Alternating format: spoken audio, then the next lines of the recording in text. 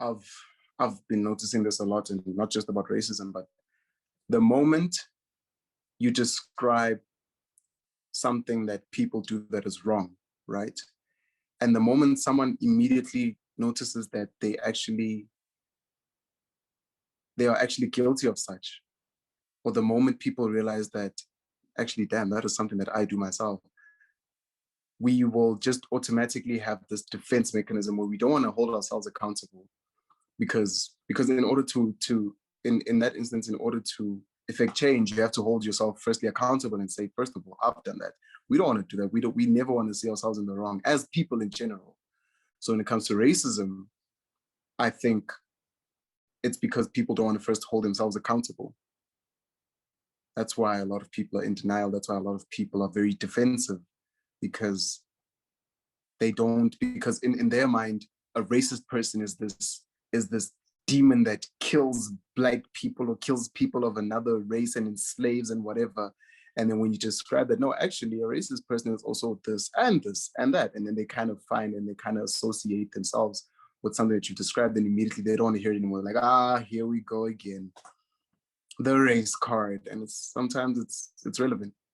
People as human beings are just very protective of who they are. In the world we live in, I think everybody has this mentality that it's you versus the world, or, kind of survival of the fittest.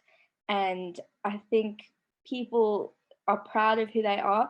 And I think also everybody has their own bias in their own life. Everybody thinks that they are, the prettiest, or they are the smartest. Everybody has their own bias towards themselves. And I think the minute somebody challenges you on something you've had since birth and something you've been brought up, and you look in a mirror every day and you see you and you know your face and you know your values.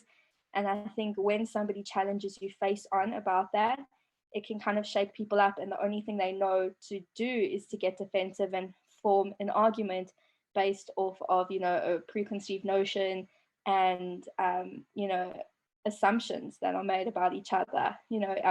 Like I said, somebody will never know about another person, but only about themselves. So when challenged with another idea, the immediate human reaction is to go into defense mode because they don't know how else to deal with it.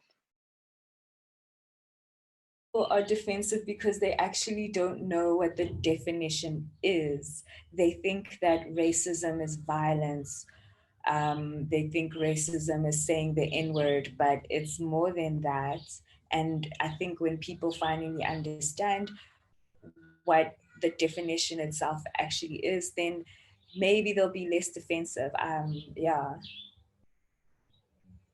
I think it's because people often have different perceptions of what racism is. So there's like an operational definition of racism that you use when you are in class, like a class, university course talking about it, or with the people that study these sorts of topics that they will use. But each individual person will have their own colloquial definition of what racism is. And for a lot of people, that definition is racism is when I hate someone of a different race for no reason. So if I just hate black people, that makes me racist. So when you accuse someone of doing something racist or accuse them of being racist, they think, oh, you're saying that I hate people of another race. And that's not always the case, because racism doesn't always have to be blunt. It doesn't always have to be just oh, you hate that person of a race. You can genuinely think that you aren't racist and still commit a racist action just because of the world that we've been brought up in, and the stereotypes that we are brought up around are inherently racist. With a lot of topics that are just rooted in a lot of hatred, it makes people feel uncomfortable because they themselves can't really put the proper wording together to have them understand it even for themselves. So I've noticed that a lot of people who feel uncomfortable speaking about race, it's normally the people who don't have the proper language, not only to converse about it, but the proper language for themselves, for themselves to fully comprehend why we need to talk about race and why it's so important given everything that is happening.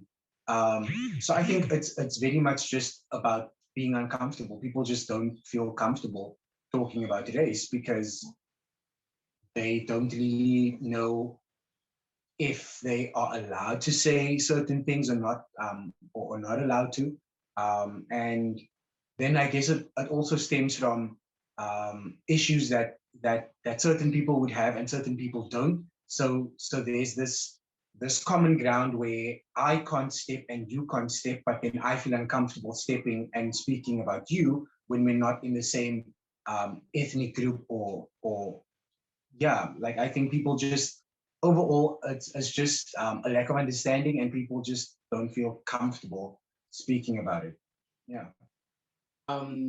Even though they aren't the active oppressors, they aren't doing anything about racism today. They want to ignore the fact that racism exists. They want to live in a world where a euphoric world where, or a utopia where racism doesn't exist. They think that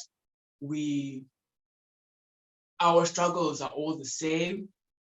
They don't want to acknowledge that somebody else can struggle more because of the simple thing as the color of the skin.